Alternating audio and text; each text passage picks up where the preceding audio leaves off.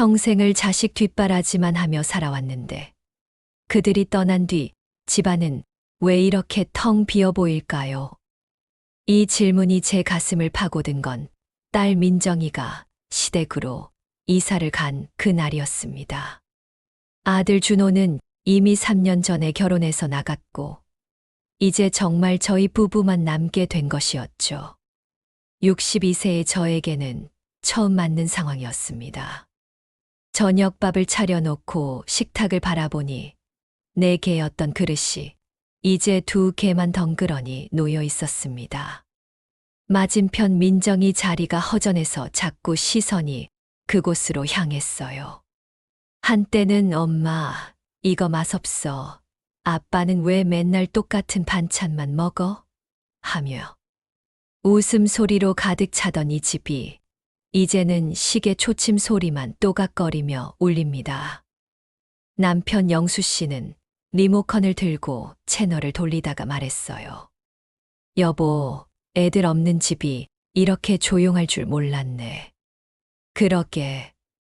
근데 나도 이상하게 허전하네. 그 말을 하면서도 가슴 한구석이 먹먹해 오는 걸 숨길 수 없었습니다. 아이들이 어릴 때는 하루라도 빨리 조용한 시간이 오기를 바랐는데 막상 그 고요함이 찾아오니 이렇게 무거운 줄은 몰랐어요.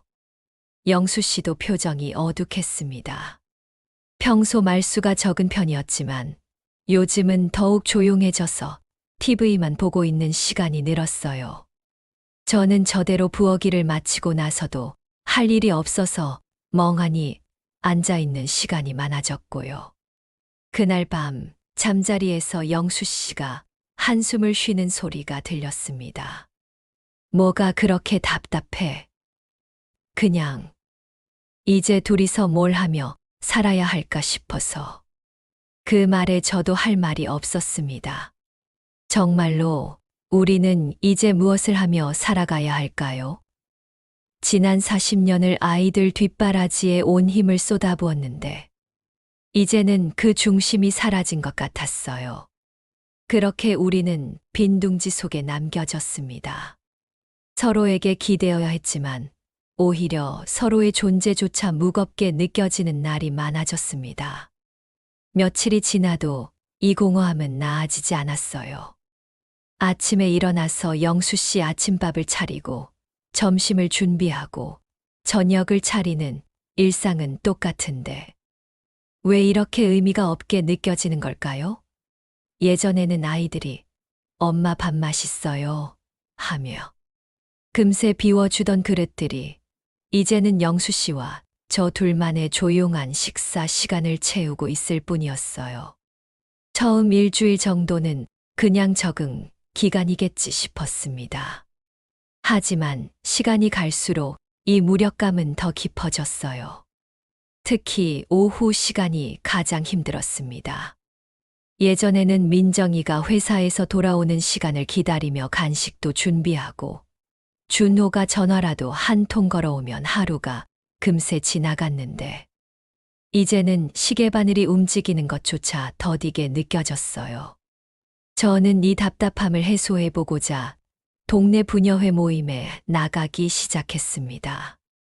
경숙 씨, 요즘 어떻게 지내세요? 그냥 애들 다 떠나고 나니 할 일이 없어서 답답해요. 우리 나이에 그런 거 당연하죠. 저도 처음엔 그랬어요. 비슷한 또래의 아주머니들과 이야기를 나누다 보니 조금은 마음이 나아지는 것 같았어요. 하지만 집에 돌아와서 영수 씨를 마주하면 다시 그 무거운 침묵이 우리 사이에 자리 잡았습니다. 영수 씨는 영수 씨대로 변화가 있었어요. 예전에는 저녁 먹고 나서 아이들과 함께 TV를 보거나 이런저런 이야기를 나누곤 했는데 이제는 혼자서 늦은 시간까지 술을 마시며 TV만 보고 있는 시간이 늘었습니다. 여보, 술 좀 그만 마셔요. 몸에 안 좋다니까. 그냥 좀 내버려둬. 할 일도 없는데 뭘 어쩌라고. 이런 대화가 반복되면서 서로에 대한 작은 불만들이 쌓여가기 시작했어요. 저는 영수 씨가 자꾸 집에만 틀어박혀 있는 것이 답답했고, 영수 씨는 제가 자꾸 밖으로 나도는 것을 못마땅해 했습니다. 당신은 요즘 집에 있을 생각을 안 하네. 그럼 집에만 있으라고? 나도 답답하다고. 그래도 부부가 함께 있는 시간이 있어야지. 함께 있어서 뭘 해? 당신은 맨날 TV만 보고 앉아 있으면서. 이런 티격태격이 잦아지면서 우리는 점점 서로를 이해하지 못하게 되었습니다. 분명히 같은 상황을 겪고 있는데 왜 이렇게 서로 다른 방식으로 반응하는지 답답하기만 했어요. 그런 어느 날 저녁 영수 씨가 평소보다 술을 많이 마셨는지 말을 걸어왔습니다. 경수가, 우리 이러고 살면 되는 거야? 갑자기 무슨 소리야? 아이들 다 보내고, 이제 우리만 남았잖아. 그런데 우리는 정작 서로에게 뭘 해줄 수 있는지 모르겠어. 그 말을 들으니 가슴이 먹먹해졌습니다. 영수 씨도 저와 같은 마음이었던 거죠. 하지만 서로 그것을 어떻게 표현해야 할지 몰라서 이렇게 겉돌고 있었던 거였어요. 시간이 흐를수록 우리의 일상은 더욱 어긋나기 시작했습니다. 서로 기대는 마음이 오히려 부담으로 느껴지는 날이 많아졌어요.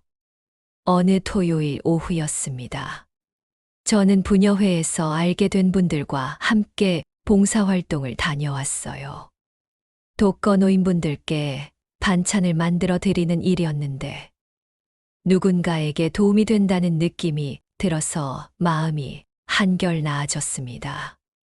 집에 돌아오니 영수 씨가 거실 소파에 누워서 TV를 보고 있었어요.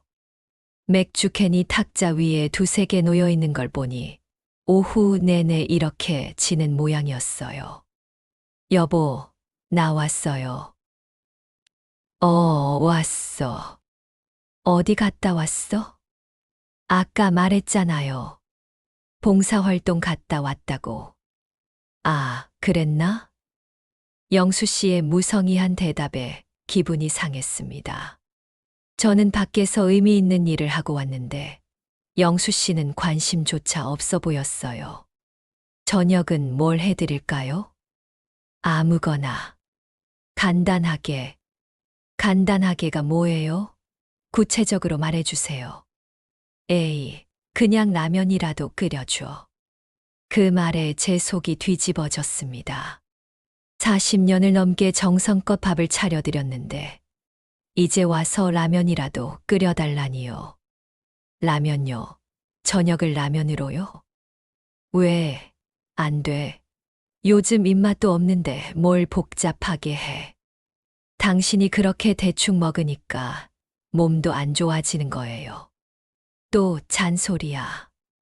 그냥 좀 내버려둬. 그날 저는 정말 화가 났습니다.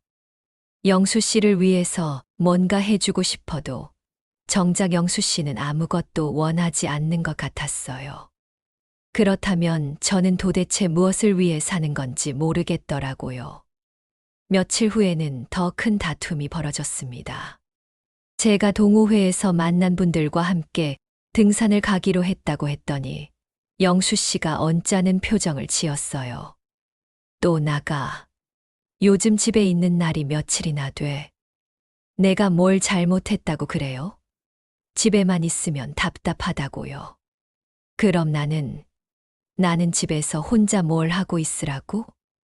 당신도 나가면 되잖아요. 왜 나만 탓해요? 나갈 데가 어디 있어. 친구들은 다 바쁘고 할 일도 없고. 그러니까 나라도 활동적으로 살려고 하는 거잖아요. 활동적으로 사는 건 좋은데 남편은 신경 안 쓰면서. 그 말에 저는 정말 억울했습니다. 남편을 신경 안 써요? 내가 40년을 당신만 보고 살았는데 이제 좀 제 인생도 살면 안 되나요? 제 인생, 그럼 나는 뭐야? 이제 필요 없는 사람이야. 우리는 그날 큰 소리로 다퉜습니다. 결혼 후 처음으로 그렇게 큰 소리를 질렀던 것 같아요. 그 다음 날부터 우리는 서로 말을 하지 않았습니다. 같은 집에 살면서도 마치 남남처럼 지냈어요. 밥은 차려드렸지만 대화는 없었고 영수 씨도 더욱 술에 의존하는 모습을 보였습니다. 일주일 정도 이런 식으로 지내다 보니 이 집은 정말 무덤 같은 침묵에 쌓여 있었어요. 아이들이 없는 것도 서러운데 이제 남편과까지 이렇게 지낸다면 저는 정말 혼자가 되는 거였어요. 어느 날 밤 잠자리에 누워서 천장을 바라보며 생각했습니다. 정말 우리가 이렇게 늙어가야 하는 걸까? 옆에서 영수 씨의 코 고는 소리가 들렸지만 그 소리조차 낯설게 느껴졌어요. 언제부터 우리는 이렇게 멀어진 걸까요? 아이들이 있을 때는 몰랐는데 둘만 남으니까 오히려 서로를 이해하지 못하게 된 것 같았어요. 그때 문득 아이들이 어릴 적 생각이 났습니다. 민정이가 5살, 준호가 8살이었을 때였어요. 우리 가족이 함께 제주도로 여행을 갔던 기억이었죠. 해변가에서 아이들이 물장난을 치며 깔깔거리고 영수 씨는 그런 아이들을 카메라에 담느라 바빴어요. 저는 돗자리에 앉아서 그 모습을 바라보며 이런 순간이 영원했으면 좋겠다고 생각했던 기억이 났습니다. 그런데 지금은 어떤가요? 그때 그렇게 행복했던 우리가 이제는 서로에게 상처만 주고 있었어요. 다음 날 아침, 저는 영수 씨에게 말을 걸어보려고 했습니다. 여보. 하지만 영수 씨는 제 말을 듣기도 전에 일어나서 화장실로 갔어요. 그리고 돌아와서는 아무 말 없이 신문만 보고 있었습니다. 이렇게 살면 안 되는데. 그 생각이 머릿속을 맴돌았지만 어떻게 첫마디를 꺼내야 할지 모르겠더라고요. 그렇게 서로 등을 돌리고 지낸 지 열흘째 되던 날이었습니다. 그날은 제가 평생 잊을 수 없는 날이 되었어요. 영수 씨가 아침에 병원에 좀 다녀오겠다고 말했을 때 저는 별 생각 없이 응 하고 대답했습니다. 요즘 우리가 서로 말을 거의 안 하다 보니 그것도 그냥 지나가는 말로 들렸거든요. 그런데 저녁 때가 되어도 영수 씨가 돌아오지 않았어요. 평소 같으면 벌써 집에 와서 TV를 보고 있을 시간인데 말이죠. 7시, 8시. 시간이 점점 늦어져도 연락이 없었습니다. 화가 나서 전화를 안 받는 건가 싶어서 몇 번 걸어봤지만 통화 중이었어요. 9시가 넘어서야 영수 씨가 집에 들어왔는데 얼굴이 새하얗게 질려 있었어요. 왜 이렇게 늦었어요?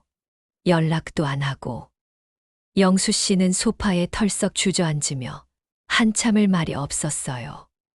뭔가 이상한 낌새를 느낀 저는 다가가서 물었습니다. 무슨 일 있었어요? 경수가. 영수 씨의 목소리가 떨리고 있었어요. 병원에서 검사 결과가 나왔는데 그 순간 저는 심장이 멎는 것 같았습니다. 뭐가 어떻게 나왔는데요? 간에 뭔가 있대. 좀 더 정밀한 검사를 해봐야 한다는데. 영수 씨는 그 말을 하면서 고개를 떨궜어요. 저도 다리에 힘이 빠져서 영수 씨 옆에 주저앉았습니다. 그게 심각한 거예요? 모르겠어.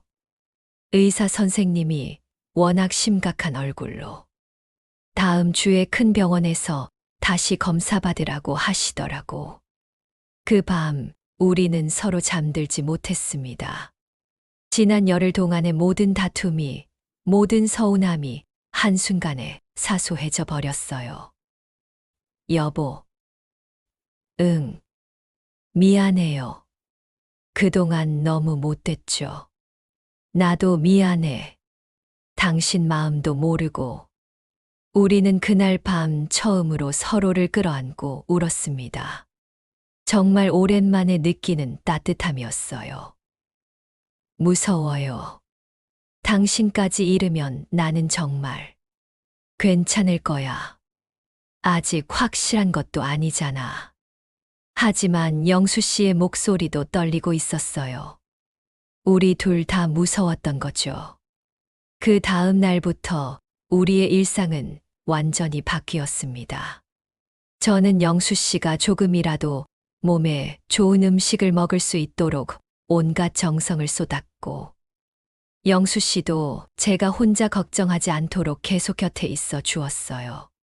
당신, 오늘 컨디션은 어때요? 괜찮아. 별로 아픈 데도 없고. 그래도 무리하지 말아요. 약도 잘 챙겨 먹고. 일주일 후 큰 병원에서 정밀 검사를 받았습니다. CT도 찍고 피 검사도 여러 번 했어요. 결과를 기다리는 동안 저희는 병원 로비에 앉아서 서로 손을 꼭 잡고 있었습니다. 여보, 결과가 어떻게 나와도 우리 함께 이겨내자. 그래, 이제 서로밖에 없잖아. 그 말을 하면서 새삼 깨달았습니다. 아이들이 떠난 것이 끝이 아니라 오히려 우리 둘만의 시간이 시작된 것일지도 모른다는 생각 말이에요. 검사 결과를 듣는 날, 우리는 일찍부터 병원에 갔습니다. 손에 손을 잡고 진료실 문 앞에서 기다리는데 제 심장이 터질 것처럼 뛰고 있었어요. 김영수 환자분. 간호사가 부르는 소리에 우리는 함께 일어났습니다. 함께 들어가세요. 의사 선생님은 모니터를 보면서 차근차근 설명해 주셨어요. 다행히 암은 아닙니다. 간에 양성 결절이 있긴 하지만 당장 위험한 것은 아니에요. 다만 술을 끊으시고 정기적으로 검사 받으시면 됩니다. 그 말을 듣는 순간 저는 눈물이 왈칵 쏟아졌어요. 영수 씨도 안도의 한숨을 크게 내쉬었고요. 정말 괜찮은 거예요? 네, 걱정하지 마세요. 하지만 이번 기회에 생활 습관을 바꾸시는 게 좋겠어요. 병원을 나서면서 우리는 서로를 꼭 안고 울었습니다. 지나가는 사람들이 쳐다봤지만 상관없었어요. 여보, 우리 살았어요. 그러게. 정말 다행이다. 집으로 돌아오는 길에 영수 씨가 말했어요. 경수가 이번 일로 많은 생각을 했어. 나도 그래요. 우리가 그동안 참 바보같이 살았구나 싶더라고. 서로 있는데도 외롭다고 투정하고. 맞아요. 정말 바보 같았어요. 그날 저녁 우리는 오랜만에 나란히 앉아서 이야기를 나눴습니다. 여보, 솔직히 말해볼까요? 아이들 떠나고 나서 어떤 기분이었는지.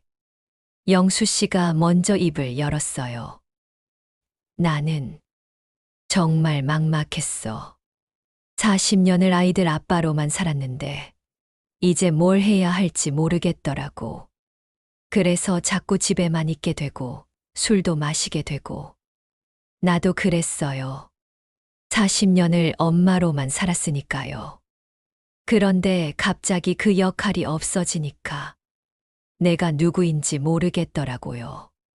그러게 우리가 서로에게 의지하려고 했는데 서로 어떻게 의지해야 할지 모르니까 오히려 부담만 됐지. 우리는 그날 밤 정말 오랜만에 진솔한 대화를 나눴습니다. 서로의 마음을 솔직하게 털어놓으니 그동안 쌓였던 오해들이 하나씩 풀려나가는 느낌이었어요. 여보, 미안해요. 당신이 집에서 심심해하는데 나 혼자만 밖으로 나돌았네요. 아니야, 나도 미안해. 당신이 새로운 일을 시작하려고 하는데 지지해주지는 못할 망정 불만만 토로했네. 이제는 정말 달라져야겠어요. 우리. 그래. 이제부터는 진짜 우리 둘만의 시간을 만들어 보자. 그 말을 하면서 영수 씨가 제 손을 잡았어요. 오랜만에 느끼는 따뜻함이었습니다. 그 일이 있고 나서 우리의 생활은 조금씩 변하기 시작했습니다. 먼저 영수 씨가 금주를 시작했어요. 의사 선생님 말씀대로 건강을 위해서였지만 저는 그것보다 영수 씨가 새로운 마음을 먹었다는 게 더 기뻤습니다. 술 안 마시니까 뭔가 허전하네. 그럼 다른 취미를 찾아보면 어때요? 취미라. 뭘 해볼까? 우리는 함께 동네 문화센터에 가서 여러 프로그램을 알아봤어요. 그림 그리기, 사진 촬영, 요리 교실 등 다양한 것들이 있었습니다. 이거 어때요? 부부가 함께 할 수 있는 댄스 교실이래요. 댄스, 우리가. 영수 씨는 처음엔 부끄러워했지만 결국 함께 신청하기로 했어요. 첫 수업날 우리는 어색해서 어쩔 줄 몰랐습니다. 다른 부부들은 익숙한 듯 춤을 추는데 저희는 발만 자꾸 엉켰어요. 여보, 제대로 해요. 아, 어려워. 이런 걸 어떻게 해? 하지만 웃음이 나왔어요. 오랜만에 함께 뭔가를 배우려고 노력하는 모습이 어색하면서도 즐거웠습니다. 몇 주가 지나면서 우리는 조금씩 늘어갔고 무엇보다 함께 할 수 있는 시간이 생긴 것이 좋았어요. 그리고 저는 봉사활동을 계속했습니다. 이번에는 영수 씨도 함께 하자고 제안했어요. 나도 함께 해도 될까? 물론이죠. 같이 하면 더 좋을 것 같아요. 우리는 매주 토요일마다 독거노인분들께 반찬을 만들어 드리는 일을 함께 하게 됐어요. 처음에는 영수 씨가 서툴러서 제가 다 해야 했지만 점점 익숙해지면서 좋은 팀워크를 보여주게 되었습니다. 할머님, 오늘 반찬 어떠세요? 아이고, 고마워요. 이렇게 정성스럽게 만들어주시고. 덕분에 잘 먹고 있어요. 별 말씀을요. 저희도 보람을 느껴서 하는 일이에요. 그런 대화를 나누면서 저는 깨달았습니다. 아이들을 돌보는 것만이 제 역할이 아니라는 것을요. 다른 누군가에게도 도움이 될 수 있다는 사실이 저에게는 새로운 의미였어요. 영수 씨도 변했습니다. 처음에는 어색해하던 봉사활동도 점점 익숙해지면서 할아버지들과 이야기를 나누는 재미를 느끼기 시작했어요. 여보, 오늘 할아버지들이랑 무슨 이야기 했어요? 아, 옛날 군대 이야기, 젊었을 때 이야기. 들어보니 정말 재밌더라고. 우리보다 훨씬 어려운 시절을 사셨는데도 유머 감각이 있으시고. 그렇죠. 저도 할머니들 이야기 들으면서 많이 배워요. 이렇게 함께 할 일이 생기니까 집에 있는 시간도 전과는 달랐어요. 서로 할 이야기가 생겼거든요. 그리고 아이들과의 관계도 달라졌습니다. 예전에는 아이들에게 전화할 때마다 언제 올 거니? 자주 연락해라 하며 서운함을 표현했는데 이제는 저희만의 일상이 생기니까 더 여유로워졌어요. 엄마, 요즘 어떻게 지내세요? 민정이가 전화를 걸어왔을 때였어요. 응, 아빠랑 댄스도 배우고 봉사활동도 하고 바쁘게 잘 지내고 있어. 어머, 정말요? 댄스요? 그래, 처음엔 어색했는데 이제 좀 할만해. 와, 대단하시네요. 저보다 활동적이시잖아요.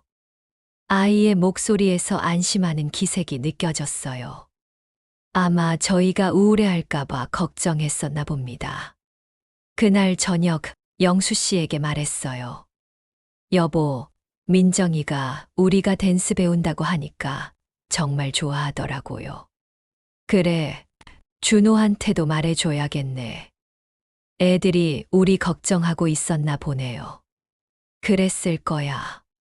갑자기 빈둥지가 되니까 그 말을 하면서 웃었습니다. 이제는 빈둥지라는 말이 서글프지 않았어요.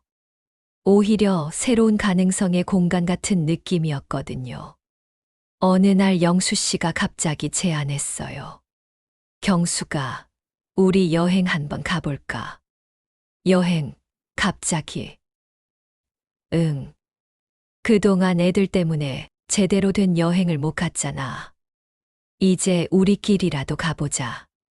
생각해보니 정말 그랬어요. 아이들이 어릴 때는 아이들 위주의 여행만 갔고, 커서는 각자 바빠서 가족 여행도 잘 못 갔었거든요. 어디로 갈까요? 제주도는 어때?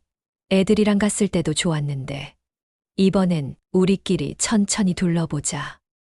그래서 우리는 2박 3일 제주도 여행을 계획했습니다. 여행사 패키지가 아닌 우리만의 여행이었어요. 제주도에 도착해서 렌터카를 빌려 타고 드라이브를 했어요.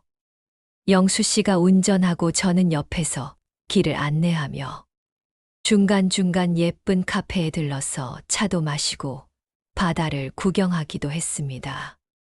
여보, 여기 정말 예쁘네요. 그러게. 애들이랑 왔을 때는 이런 여유가 없었는데. 우리는 성산일 출봉에 올라가서 일출을 봤어요.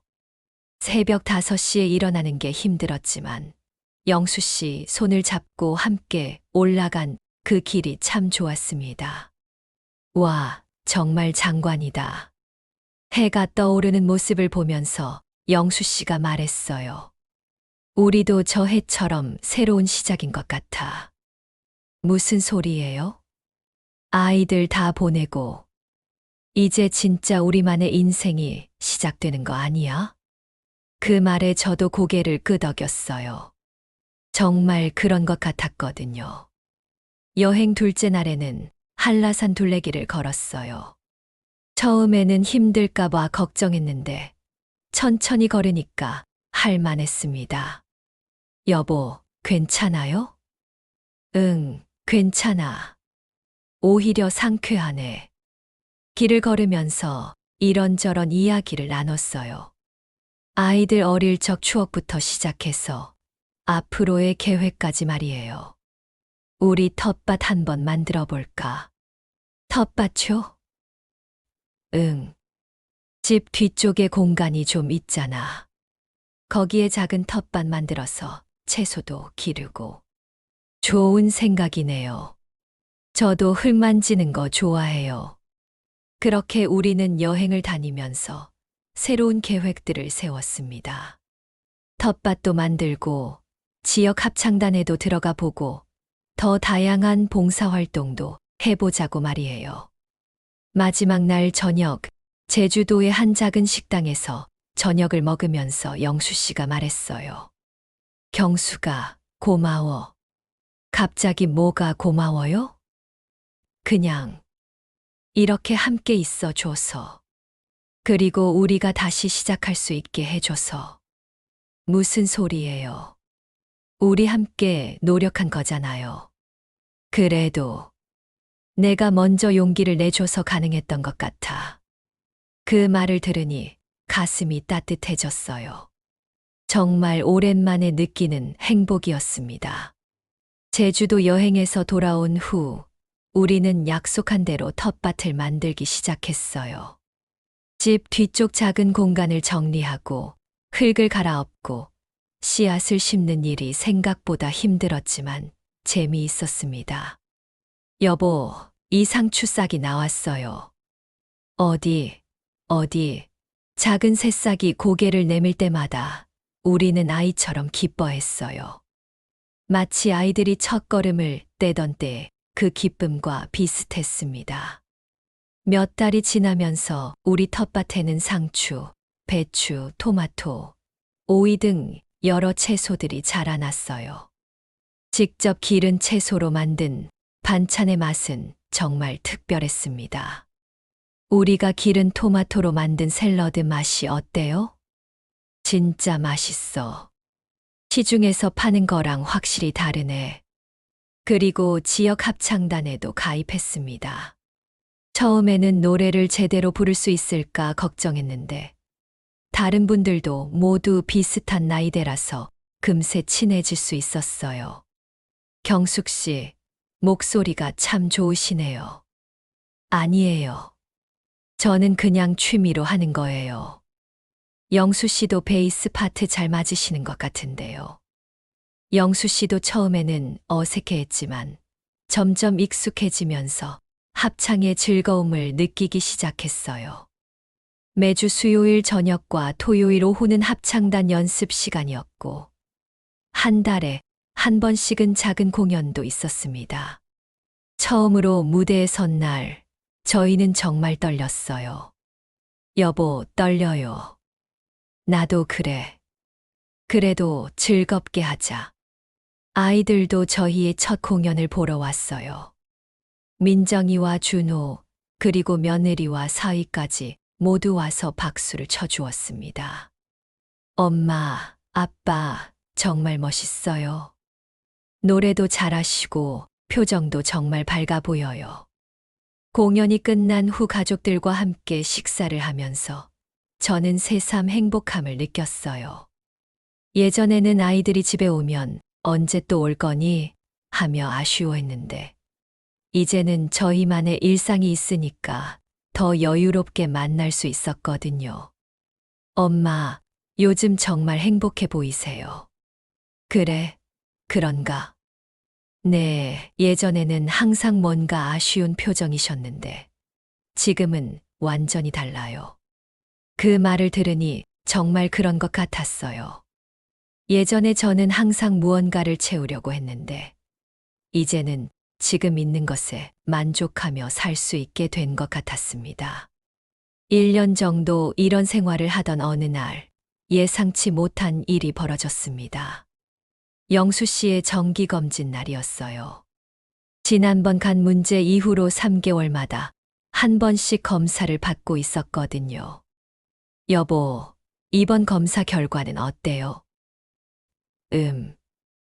의사 선생님이 이상하게 표정이 어둡더라고. 왜요?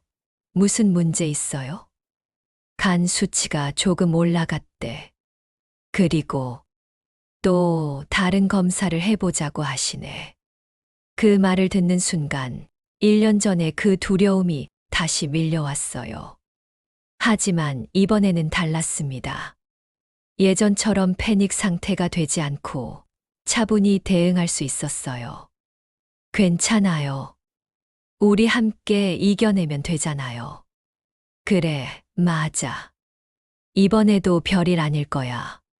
추가 검사 결과 다행히 심각한 문제는 아니었어요.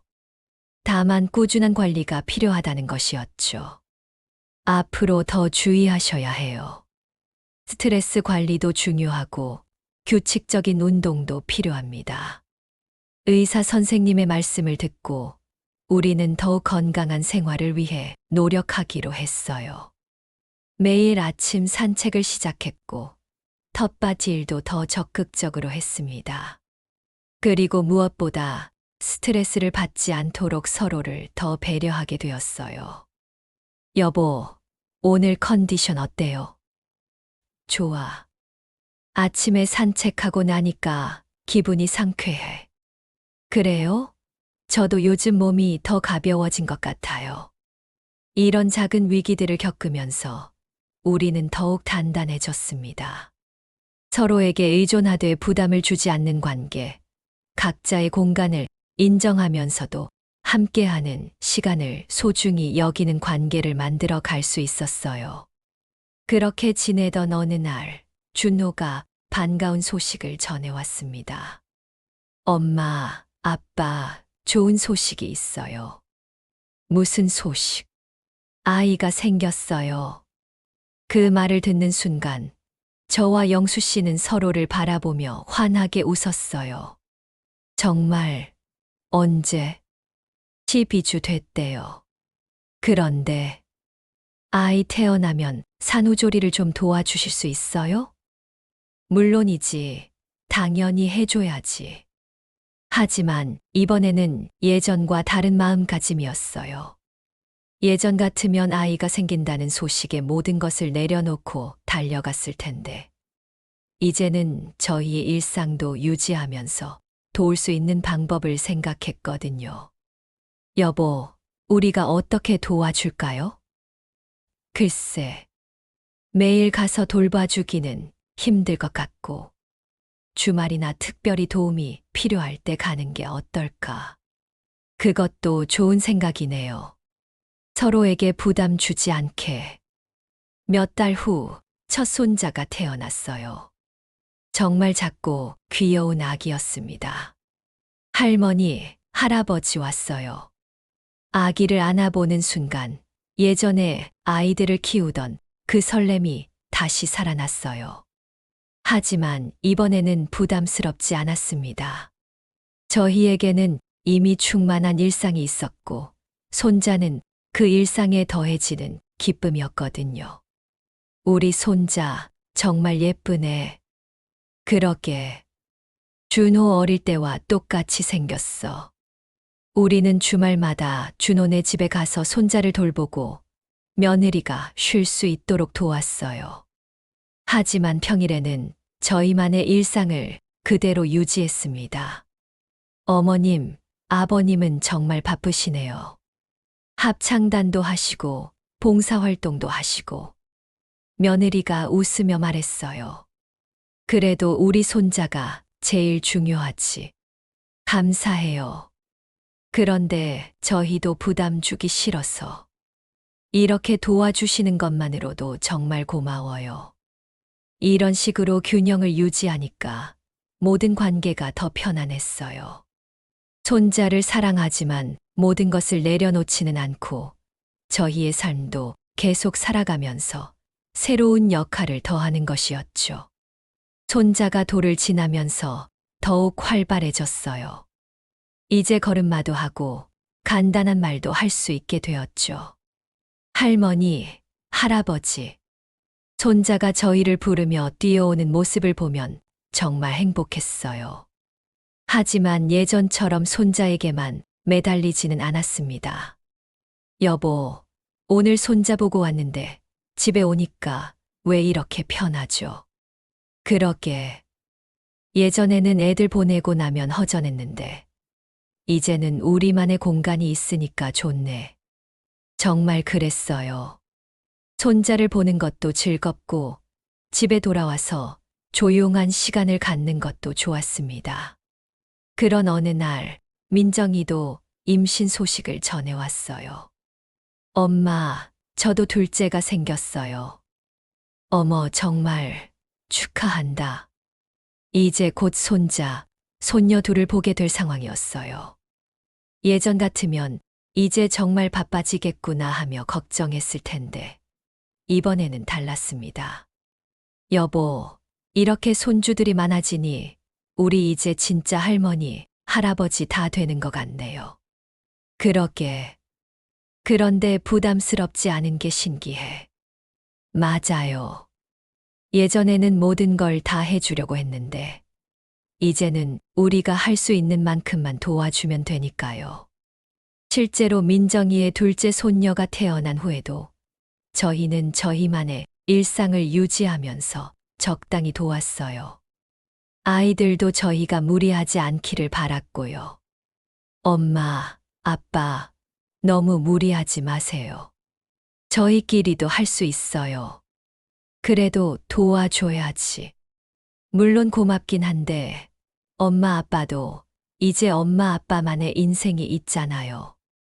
아이들이 오히려 저희를 배려해주는 모습을 보니 정말 잘 키웠다는 생각이 들었어요.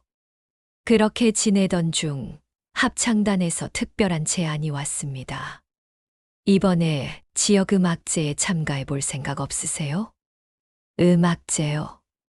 네, 전국 시니어 합창대회인데 우리 실력이면 충분히 할 만할 것 같아요. 처음에는 부담스러웠어요. 그냥 취미로 하던 것인데 대회까지 나가야 하나 싶었거든요. 여보, 어떻게 생각해요? 글쎄, 부담스럽긴 한데 해볼 만할 것 같기도 하고. 그럼 한번 도전해 볼까요? 그래서 우리는 더 열심히 연습하기 시작했어요. 일주일에 2번이던 연습이 3번으로 늘어났고, 집에서도 개인 연습을 했습니다. 여보, 이 부분 음정이 조금 틀린 것 같은데. 어디 다시 해볼까?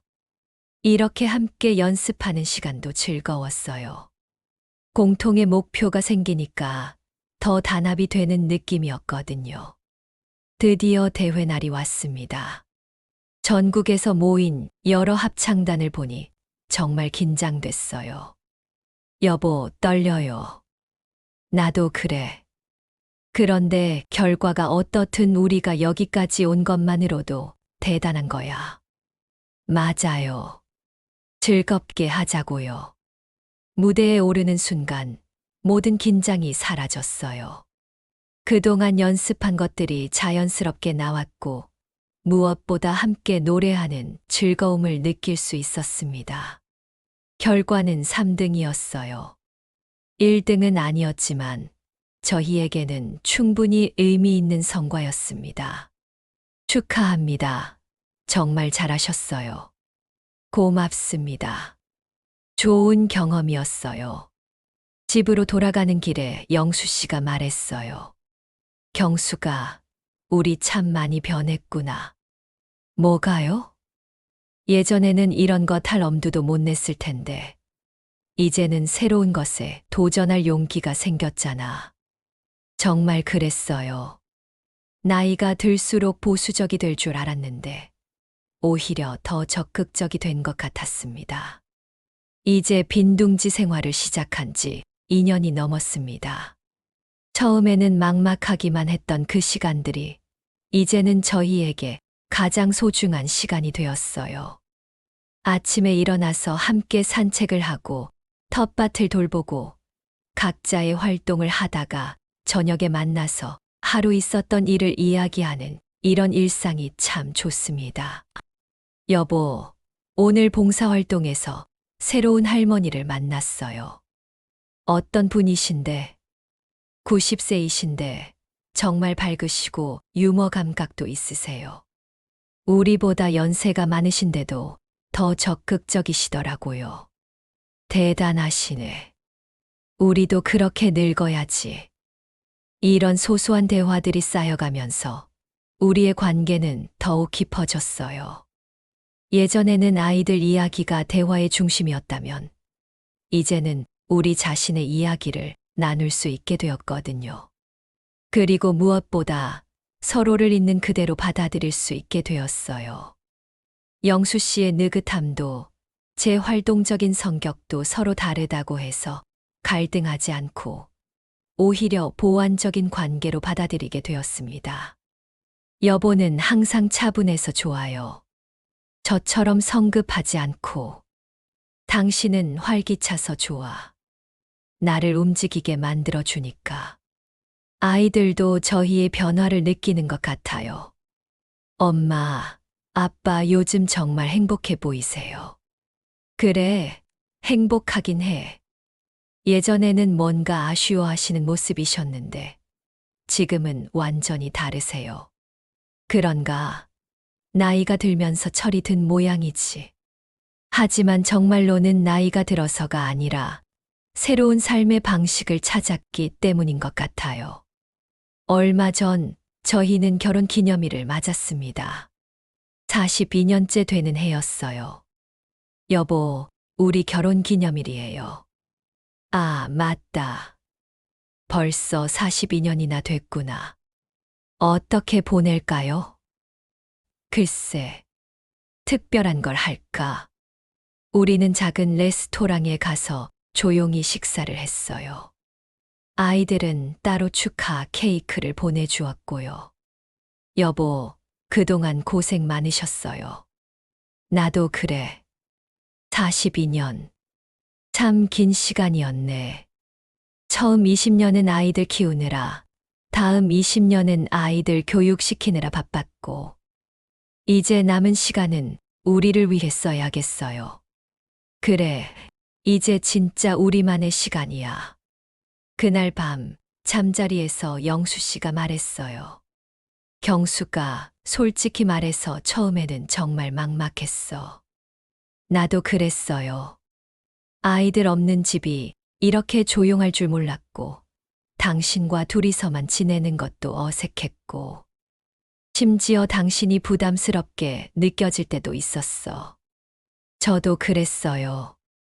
당신한테 자꾸 의존하게 되는 제 모습이 싫었어요. 그런데 지금은 어때? 지금은 정말 좋아요. 서로에게 의존하지만 얽매이지 않고, 함께하지만 각자의 공간도 있고. 나도 그래. 이제야 진짜 부부가 된 것 같아. 그 말이 참 와 닿았어요. 정말로 이제야 진짜 부부가 된 것 같았거든요.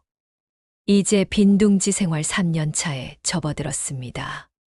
완전히 새로운 일상이 정착되었고, 무엇보다 저희 부부만의 리듬을 찾을 수 있게 되었어요.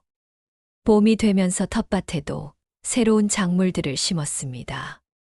이번에는 딸기도 심어보기로 했어요. 여보, 딸기 모종 심었어요. 딸기, 잘 될까? 글쎄요. 해보는 거죠, 뭐. 이런 작은 기대들이 일상의 활력을 불어넣어 줍니다. 계절마다 새로운 것을 시도해보고, 때로는 실패하기도 하지만, 그 과정 자체가 즐겁거든요. 합창단에서도 새로운 도전을 하고 있어요. 이번에는 클래식 곡에 도전해보기로 했답니다. 베토벤의 환희의 송가를 해볼까 해요. 어머, 그런 어려운 곡을요? 어렵긴 하지만 한번 해볼 만하죠. 나이가 들어서도 새로운 것에 도전한다는 것은 정말 특별한 경험이에요. 물론 젊을 때만큼 빨리 배우지는 못하지만 그래도 조금씩 늘어가는 모습을 보면 뿌듯합니다. 봉사활동도 계속하고 있어요. 이제는 다른 새로운 봉사자분들에게 저희가 선배 역할을 해드리기도 합니다. 처음에 어떻게 시작하셨어요? 저희도 처음에는 어색했어요. 그런데 조금씩 하다 보니까 보람을 느끼게 되더라고요. 저희도 그런 마음가짐으로 해보겠습니다. 이렇게 다른 분들에게 도움을 드릴 수 있다는 것도 기분이 좋아요. 손자는 이제 3살이 되었고, 손녀는 돌을 넘겼어요. 아이들이 크면서 더욱 재미있어졌습니다. 할머니, 할아버지랑 놀고 싶어요. 그래, 뭐하고 놀까? 공원에 가요. 손자와 함께 근처 공원에 가서 놀아주는 시간도 즐겁지만 예전처럼 모든 것을 맞춰주지는 않아요. 저희만의 일정도 있고 아이들도 그것을 이해합니다. 엄마, 오늘은 할머니, 할아버지가 합창단 연습하시는 날이래요. 그럼 다음에 만나자고 해야겠네. 할머니, 할아버지는 바쁘시구나. 손자도 저희가 할머니, 할아버지이기만 한 것이 아니라 각자의 삶이 있다는 것을 자연스럽게 받아들이고 있어요. 오히려 이런 식으로 만나니까 만날 때마다 더 특별하고 아이들도 저희를 더 존중하는 것 같아요. 요즘 들어 주변에서 아픈 분들 소식을 종종 들어요. 동갑내기 친구가 암 진단을 받았다는 소식도 들었고요. 여보, 정말 건강이 최고인 것 같아요. 그러게.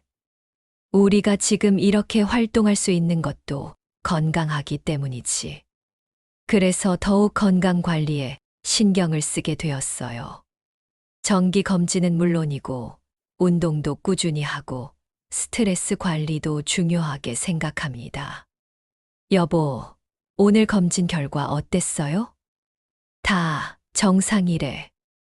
의사 선생님이 또래에 비해서 정말 건강하시다고 하시더라고. 다행이에요. 우리가 이렇게 활동적으로 살아서 그런 것 같아요. 실제로 또래 분들에 비해서 저희는 정말 활동적으로 살고 있어요. 매일 산책하고 텃밭 일하고 합창단 활동하고 봉사활동까지. 바쁘지만 충실한 일상입니다. 어느 날 영수 씨가 재미있는 제안을 했어요. 경수가 우리 버킷리스트 한번 만들어 볼까? 버킷리스트요? 응. 앞으로 하고 싶은 일들 말이야. 그래서 우리는 함께 앞으로 하고 싶은 일들을 적어 보았어요. 유럽 여행은 어때요? 좋지. 그리고 손주들이 좀 더 크면 같이 여행도 가보고 요리 교실도 들어보고 싶어요. 새로운 요리 배워서 당신한테 해드리고 싶어요. 나는 사진 배워볼까 해. 우리 추억들을 더 예쁘게 남기고 싶어서. 이렇게 미래에 대한 계획을 세우다 보니 나이가 들어가는 것이 두렵지 않았어요. 오히려 앞으로 할 일이 많아서 시간이 부족할 것 같았거든요. 여보, 우리 앞으로 얼마나 더 건강하게 살 수 있을까요? 글쎄, 적어도 10년, 15년은 이렇게 살 수 있지 않을까. 그럼 정말 많은 일을 할 수 있겠네요. 나이 드는 것을 부정적으로만 생각했는데, 이렇게 계획을 세우고 보니 앞으로의 시간이 기대되기도 했어요. 최근에 동네 부녀회에서 저에게 특별한 부탁을 했어요. 경숙 씨, 새로 이사 온 젊은 부부분들에게 조언 좀 해 주실 수 있을까요? 무슨 조언요? 아이 키우는 것도 그렇고 부부 생활하는 것도. 경숙 씨 부부가 정말 모범적이시잖아요. 처음에는 부담스러웠어요. 제가 누군가에게 조언할 만한 자격이 있나 싶었거든요. 하지만 실제로 젊은 부부들을 만나서 이야기해 보니 저희의 경험이 도움이 되는 것 같았어요. 아이들이 다 클 때까지만 생각하지 마시고 그 이후의 부부 관계도 미리 준비하세요. 그 이후요? 네. 아이들이 독립하고 나면 정말 둘만 남거든요. 그때 서로 어색해하지 않으려면 지금부터 부부만의 시간도 가져보세요. 아, 그런 것까지 생각해보지 못했네요. 이런 대화를 나누면서 저는 깨달았어요. 저희가 겪었던 시행착오들이 다른 분들에게는 소중한 교훈이 될 수 있다는 것을요. 사실 저희도 처음에는 정말 힘들었어요. 아이들 떠나고 나서 뭘 해야 할지 몰라서. 그래서 어떻게 극복하셨어요? 서로 솔직하게 마음을 털어놓고 새로운 것에 도전해봤어요. 그리고 무엇보다 서로를 이해하려고 노력했고요. 젊은 부부들이 고개를 끄덕이며 들어주는 모습을 보니 정말 뿌듯했어요. 이제 와서 돌이켜보면 그때 그 막막했던 순간들이 모두 필요한 과정이었던 것 같아요. 만약 아이들이 떠나고 나서도 아무런 어려움 없이 지냈다면 지금처럼 깊은 관계를 만들어가지 못했을 거예요. 그 위기가 있었기 때문에 서로를 더 잘 알게 되었고 새로운 삶을 시작할 수 있었던 거죠. 여보, 가끔 생각해요. 그때 우리가 포기했다면 어땠을까? 포기. 뭘 포기해? 서로를 이해하려는 노력을요. 그냥 각자 살아가기로 했다면. 그랬다면 지금처럼 행복하지 못했겠지. 정말 그랬을 거예요. 포기하지 않고 계속 노력했기 때문에 지금의 행복이 있는 거죠. 그리고 아이들에게도 감사해요. 떠나준 것에 대해서 말이에요. 처음에는 서운했지만 이제 와서 생각해보니 아이들이 독립해준 덕분에 저희가 새로운 삶을 시작할 수 있었거든요. 엄마, 아빠, 요즘 정말 멋있어 보이세요. 민정이가 그런 말을 할 때마다 정말 기분이 좋아요. 아이들에게 부담을 주지 않으면서도 당당하게 살아가는 모습을 보여줄 수 있다는 게 뿌듯합니다. 최근에 새로운 취미를 하나 더 시작했어요. 바로 독서 모임이에요. 여보, 독서 모임에 가입해 볼까요? 독서 모임? 우리가. 네, 도서관에서 하는 시니어 독서 모임이 있대요. 처음에는 책 읽는 것도 오랜만이고, 다른 사람들 앞에서 의견을 말하는 것도 부담스러웠어요. 하지만 막상 해보니 정말 재미있었습니다. 같은 책을 읽고도 사람마다 다른 생각을 한다는 게 신기했어요. 이 소설의 주인공을 어떻게 생각하세요? 저는 조금 답답하게 느껴졌어요. 저는 오히려 용감하다고 생각했는데요. 이런 식으로 다양한 의견을 나누다 보니 제 생각의 폭도 넓어지는 것 같았어요. 영수 씨도 처음에는 소극적이었지만 점점 적극적으로 참여하게 되었어요. 영수 씨 의견은 어떠세요? 저는 이 부분에서 작가가 말하고자 하는 게 뭔지 궁금했어요. 이렇게 새로운 지적 자극을 받으니까 머리도 더 맑아지는 것 같고 활력도 생겨요. 이제는 계절마다 저희만의 루틴이 생겼어요.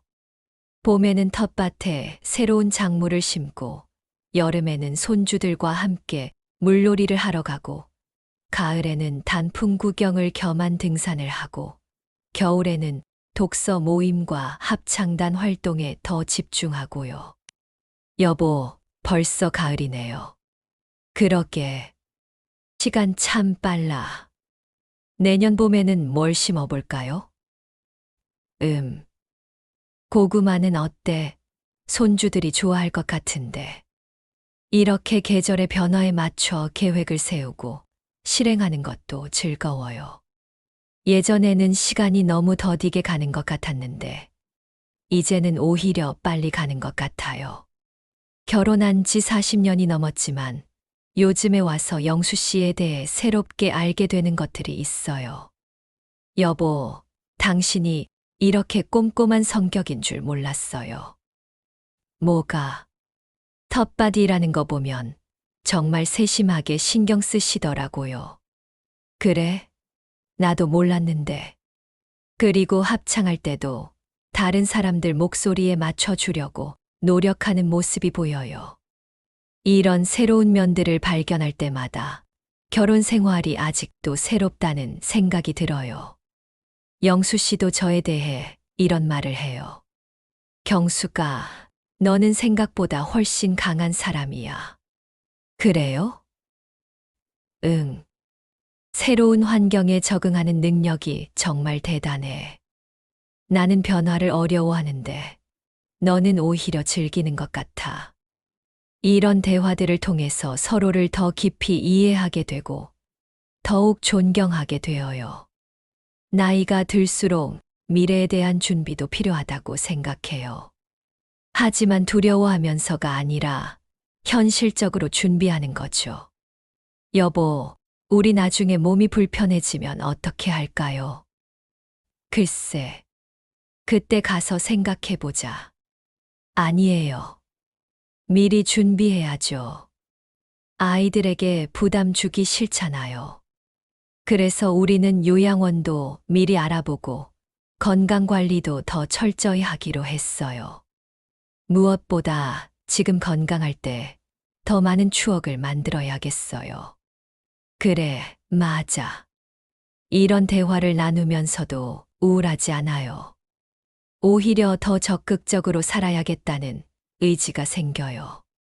지금 이 순간 저는 정말 행복합니다. 아침에 눈을 뜨면 영수 씨가 옆에서 잠들어 있고 창문 너머로는 저희가 가꾼 텃밭이 보여요. 오늘은 또 어떤 하루가 될지 기대가 됩니다. 예전에는 아침에 일어나면 오늘 뭘 하지 하며 막막했는데 이제는 할 일이 너무 많아서 시간이 부족할 정도예요. 여보, 일어나세요. 오늘 합창단 연습 있는 날이에요. 벌써 아침이야? 네, 그리고 오후에는 손주들 보러 가기로 했잖아요. 아, 맞다. 바쁘네, 바빠. 이런 대화를 나누면서도 웃음이 나와요. 바쁘지만 행복한 바쁨이거든요. 이제 이 이야기를 마무리하면서 혹시 저희와 같은 상황에 있는 분들에게 말씀드리고 싶어요. 자녀가 독립하고 나서 느끼는 그 공허함, 그 막막함은 자연스러운 감정이에요. 40년, 50년을 부모로서만 살아왔는데 갑자기 그 역할이 없어지면 당황스러울 수밖에 없죠. 하지만 그것이 끝이 아니라는 것을 말씀드리고 싶어요. 오히려 새로운 시작이에요. 처음에는 서로에게 짜증도 나고 답답하기도 하고 때로는 원망스럽기도 할 거예요. 그것도 당연한 과정이에요. 저희도 그랬거든요. 중요한 것은 포기하지 않는 것이에요. 서로를 이해하려고 노력하고 새로운 것에 도전해보고 무엇보다 소통하는 거예요. 그리고 반드시 희망이 있다는 것을 믿으세요. 저희처럼 평범한 부부도 이렇게 새로운 삶을 시작할 수 있었거든요. 이제는 아이들이 엄마 아빠가 우리보다 더 바쁘시네 라고 말할 정도로 충실한 일상을 보내고 있어요. 그리고 무엇보다 서로를 진정으로 이해하고 사랑하게 되었습니다. 비어있는 둥지는 끝이 아니었습니다. 오히려 다시 날개를 펴고 새로운 하늘을 나는 시작이었음을 우리는 이제 알게 되었습니다. 여러분도 분명히 그런 날이 올 거예요. 지금은 힘들고 외로우실지 모르지만 조금만 더 버티시고 서로를 향해 한 걸음씩 다가가 보세요. 그 한 걸음이 새로운 인생의 시작이 될 거예요. 그리고 마지막으로 지금 이 순간 저는 영수 씨 손을 잡고 있습니다. 62세와 67세의 부부가 마치 새로 만난 연인처럼 서로를 바라보며 웃고 있어요. 여보, 고마워요. 나도 고마워. 앞으로도 함께해요. 당연하지. 우리 이제 시작이잖아. 그래요. 우리는 이제 시작입니다. 빈 둥지에 남겨진 것이 아니라 새로운 둥지를 함께 만들어가고 있는 것이에요. 여러분의 새로운 시작도 응원합니다. 분명히 아름다운 날들이 기다리고 있을 거예요.